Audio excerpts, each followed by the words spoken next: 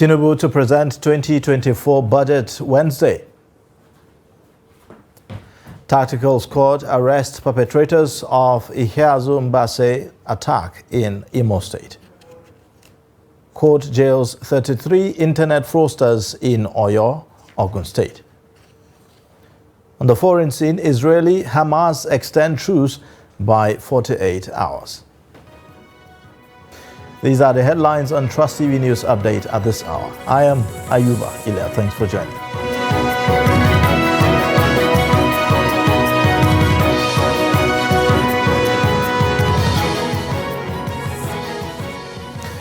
The Federal Executive Council has approved the 2024 appropriation bill at 27.5 trillion naira, which represents a 1.5 trillion naira increase from the earlier estimated bill. Minister of Budget and Economic Planning, Atiku Bagudu, explained on Monday at the end of the meeting that the new proposal was legitimate because projections could change due to many variables, including new priorities and MDA's presentations. Bagudu said that the MTEF that was approved by the National Assembly had estimated the exchange rate at 700 naira per dollar, with an oil price benchmark of $73.96, but FEC had revised exchange rate to 750 naira to a dollar and had adopted an oil price benchmark of 77.96 naira in order to further fund the 8 priority areas of the administration. Meanwhile, Minister of Finance Wale Edu says that the federal government has secured funds from the African Development Bank for budget support. The forecast revenue is now 18.32 trillion, which is higher than the 2023 revenues, including that provided in the 2 supplementary budgets. Equally and commendably, the deficit is lower than that of 2023. Details of the renewed hope budget will be announced by Mr. President when he made the presentation to the National Assembly. Is the 1 billion for budget support the same as 1 billion for agric? The answer is no. As I said earlier, this is a concessional financing. It is difficult to get, and the budget support one in particular was really a reward and support for the ongoing macroeconomic reforms, which of course improved the value. The House of Representatives says it is committed to greater and more transparent engagement with the public in order to reduce suspicion, build trust, and generate support for the work of the legislature. The Speaker, Tajuddin Abbas, made this known on Monday while declaring open a 1-day capacity building retreat for chairman and deputy chairman of House committees held in Abuja. The legislature is the engine room of a democratic government, while chairmen and deputies of committees are said to be the gear that keeps the engine running. This retreat on the theme Improving Legislative Performance Through Effective Committee Management is geared towards establishing clear expectations on how committees will conduct their businesses and how members will participate. In their goodwill messages, stakeholders called for synergy and the need to engage effectively with citizens. The numerous successes I highlighted earlier were achieved within only 5 months, and every success had the signatures of the entire leadership and the members of the House. It has always been the result of teamwork, diligence, patience, and parsimony. One of the things that citizens are concerned about is the nature of our public hearings. And since committees will be conducting public hearings, we want to implore that you communicate timelines and the participation of citizens early to encourage citizens to participate.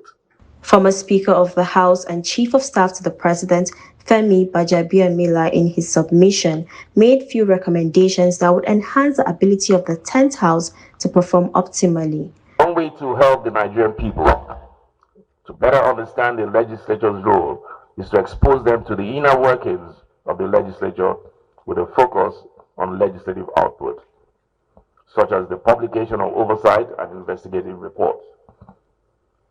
After such reports have been laid and considered on the floor of the House of Representatives, they can be published on a dedicated website as part of efforts to improve transparency and open government and ensure the rest of our fellow citizens understand what legislators do every day. For the Deputy Speaker Benjamin Kalu, the retreat will ensure the efficiency in the work they do and will meet the expectation of taxpayers for the overall good of the nation. There are 2 or 3 committees that will be handling a particular assignment of the House of Representatives, whether it be investigative or in the course of the appropriation responsibility. Kindly follow the guideline. Let those who are supposed to lead these committees lead well, also with respect to other equal partners in this project, the other chairmen of committees. In a matter of days, the 2024 Appropriations Bill will be sent to the National Assembly for deliberation, and for the first time, the House will give Nigerians an avenue to participate in 2024 budget process. As we expect to receive the 2024 Appropriation Bill in the next coming few days, I wish to state that the House will convene a budget town hall meeting to enable citizens to make inputs into the 2024 budget appropriation. The one-day retreat is expected to improve legislative performance through effective committee management, which involves clear leadership, legislative effectiveness, oversight, audit committee effectiveness, and evidence-based policymaking. The federal government on Monday unveiled the National Contingency Plan 2023-2025 to ensure proper coordination of humanitarian response in the event of major or catastrophic disasters in the country. Trust TV's Abdurrahman Umar, who was at the launch of the event, reports that the federal government received the support of international partners in its quest to adequately tackle natural, human-instigated as well as hybrid disasters. The report.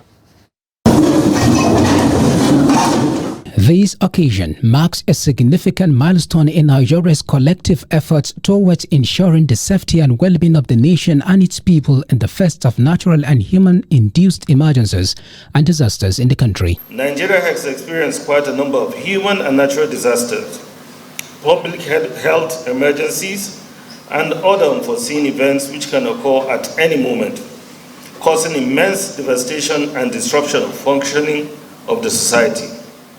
It is our duty as disaster managers and citizens to ensure that we are adequately prepared to respond swiftly and efficiently to such situations. The launching of the National Contingency Plan 2023-2025 for Nigeria will capture grassroots level participation in preparing and mitigating disasters in the country. Whatever we do in life, we plan. This is a plan that started from the bottom. It started from the communities to the local government to the state. We worked with the local government, we worked with the states, and then to the national, with all stakeholders. The plan evaluated 12 different risks, including flooding, health epidemics, and conflict, with a plan to mitigate their impact.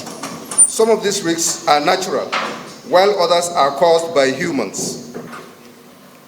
Even though poverty and socio-economic disparities were identified as contributors to the latter. International partners and other relevant stakeholders in the country stressed the need for Nigeria to carefully utilize the contingency plan to serve as a guide towards a better response to emergency situations as well as preparedness to mitigate the disasters. After the devastating floods that affected 4.4 million people in Nigeria in 2022, including some 2.6 million children, and displaced around 2.4 million people, this event today highlights the importance of emergency preparedness. As OCHA, we pledge to continue to work alongside you and take the contingency planning process even further and look at anticipatory action so that we plan for those anticipated events and be able to address them before they happen.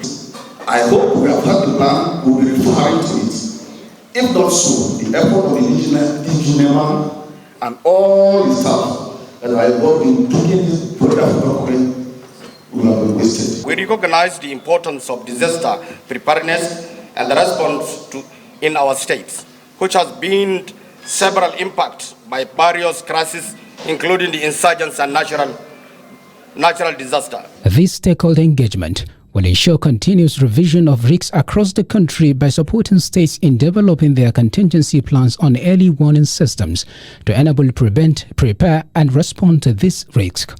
Abdurrahman Umar, Trust TV News, Abuja.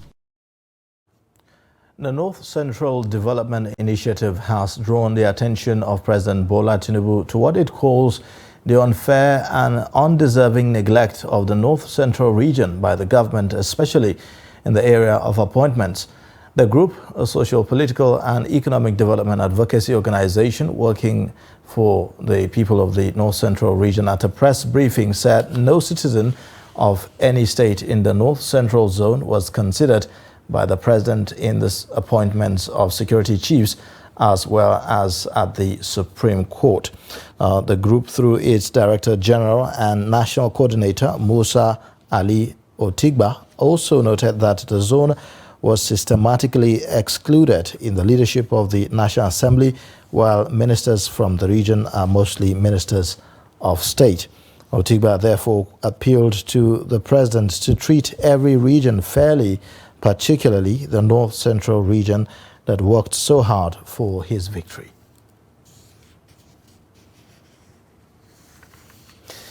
Following the Monday 27th November attack on its officers in Ahiara community, the leadership of the Imo Police Command has vowed to bring to justice the perpetrators of the dastardly act that led to the death of 2 of its personnel. According to a statement by the Police Public Relations Officer, ASP Henry Okoye, the Commissioner of Police in the state, Aboki Danjuma, has deployed the command's Special Tactical Squad and equipped them with the necessary operational assets to go all out in collaboration with the military and hunt down the hoodlums.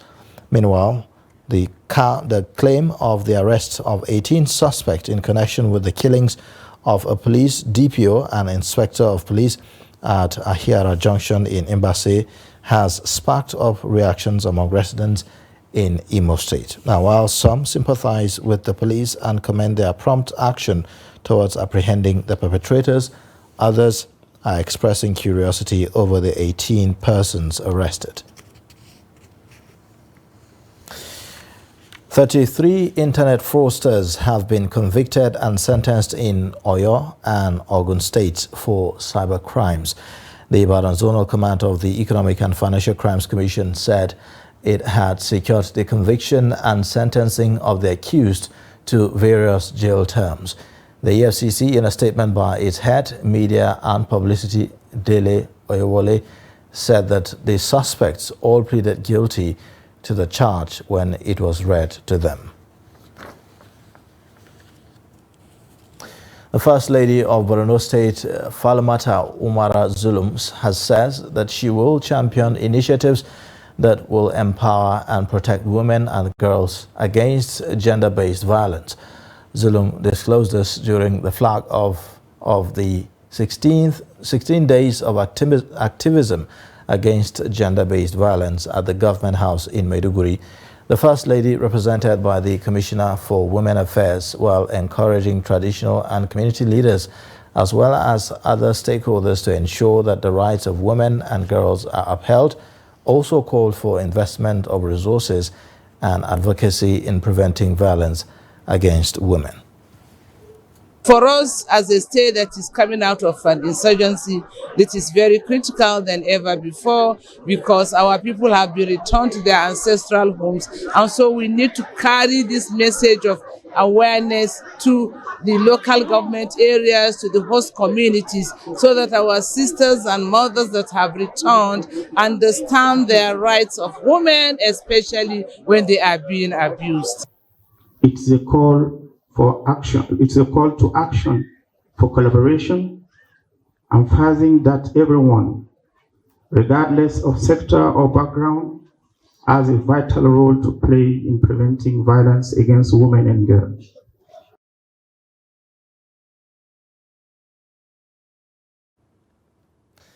You're watching the news update on Trust TV. Coming up shortly. Osun residents denounce female genital mutilation. Details and more after the break. We started manufacturing leather since 1958. But the most important thing is that if the system is checked correctly, we won't have where we are now. If somebody has depression, they may just be very irritable and unproductive in the office. So you find on average already about 1 in 4, 1 in 5 Nigerians already have a mental illness, a mental health condition that needs some form of attention. No matter how good an economy is, if the federal government goes bust, believe me, everything in the economy is just a matter of time it will go bust. So first of all, about maybe slightly above, below 70% is in federal government securities. If government has banned importation of fertilizer and states are doing it at the level of governance, but I believe that production and distribution of fertilizer should be left to the private sector. This is the general multi-purpose card and it has a chip here. So this chip is about 80 kilobytes. The one that you get from the bank for ATM is just 4 kilobytes. So this is like 20 times.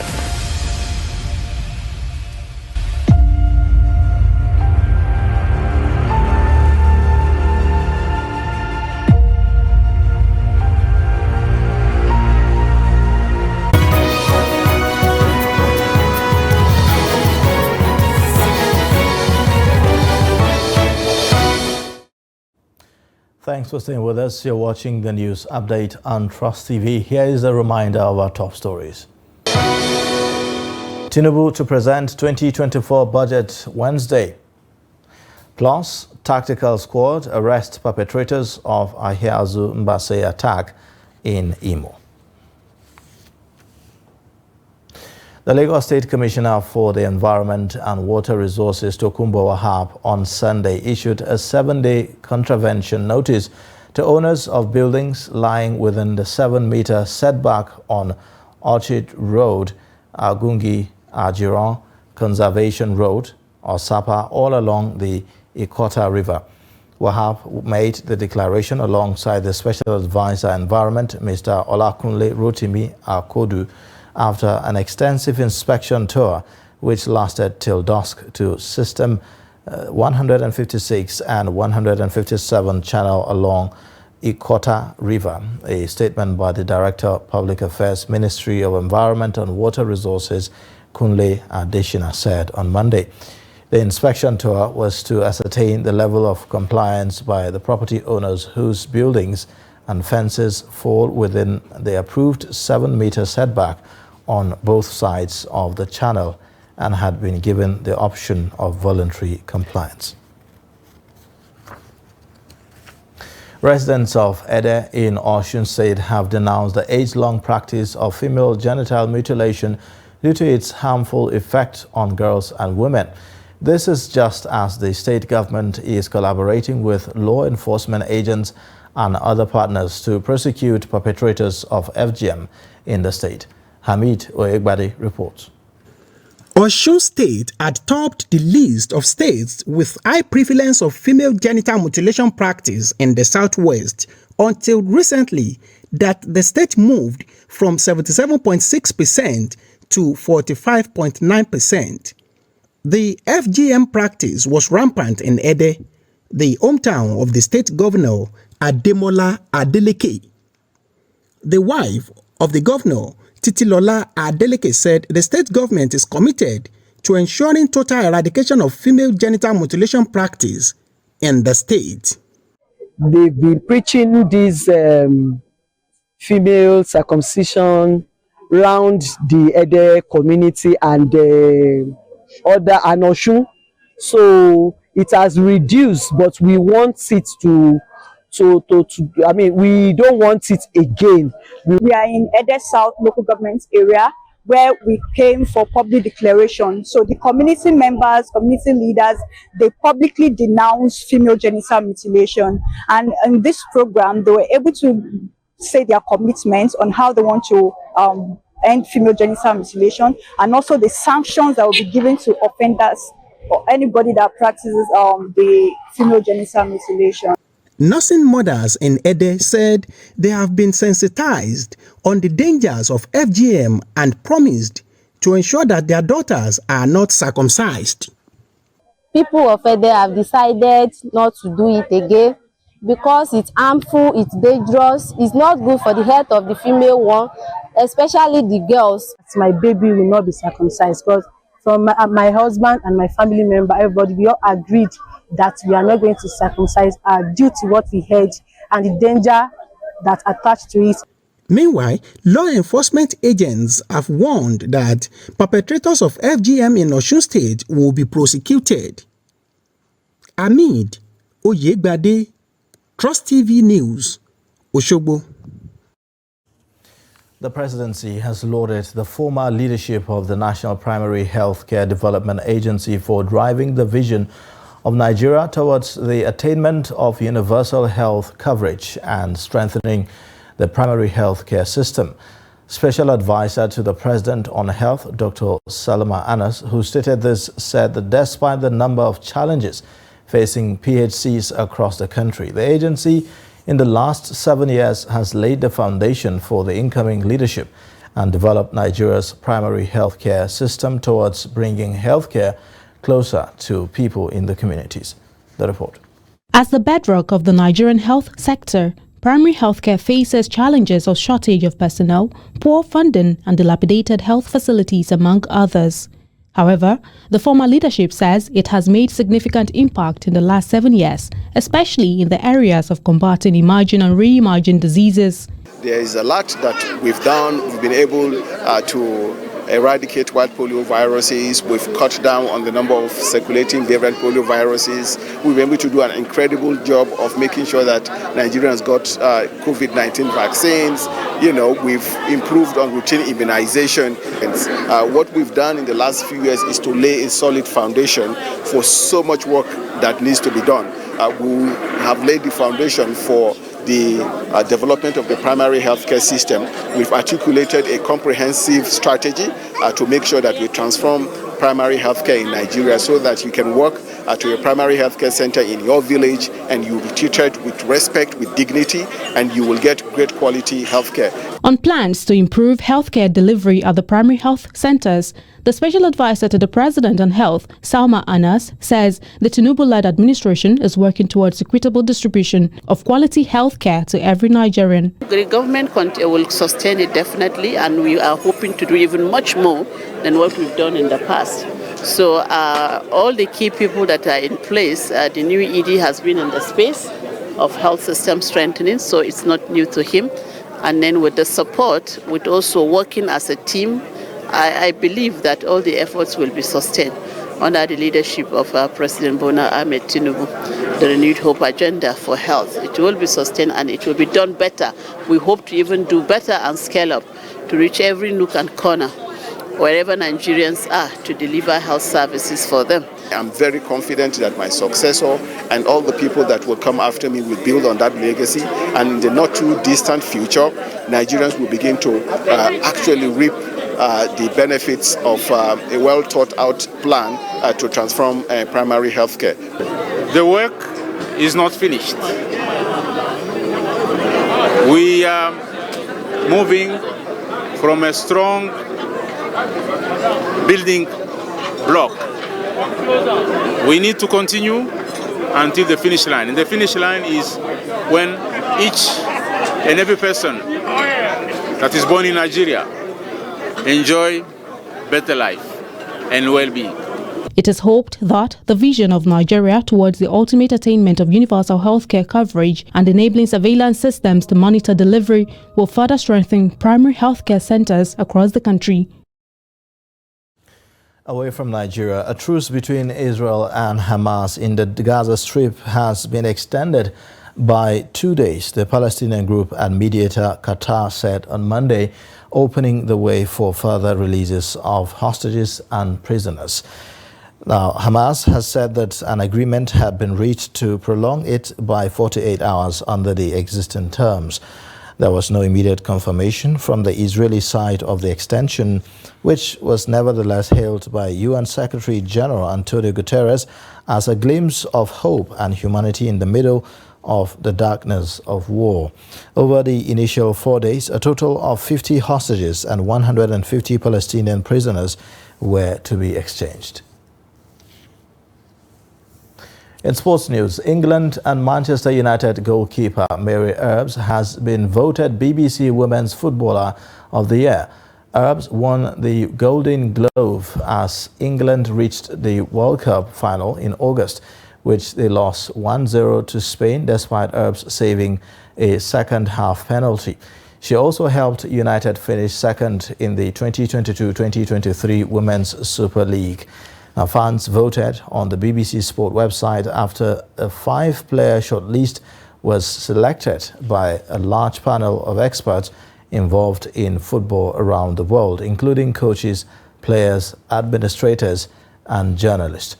Spain midfielder Aitana Bonmati came second in the voting, while Chelsea forward Sam Kerr finished third.